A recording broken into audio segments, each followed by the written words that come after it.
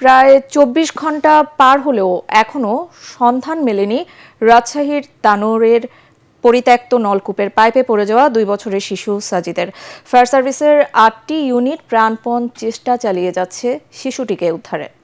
Fire সার্ভিসের কর্মীরা জানায় ৪০ ফুট গভীরে গিয়েও সন্ধান না মেলায় ৯০ ফুট পর্যন্ত খনন করতে হতে পারে। এর আগে ফায়ার সার্ভিস জানায় শিশুটির অবস্থান শনাক্তে নলকূপের পাইপে বিশেষ ক্যামেরা ফেলে ফায়ার সার্ভিস, কিন্তু তা ৩৫ ফুট যাওয়ার পর আটকে যায়। এখনও তার নড়াচড়ার কোনো আলামত পাওয়া যাচ্ছে না বলে জানিয়েছে ফায়ার সার্ভিস।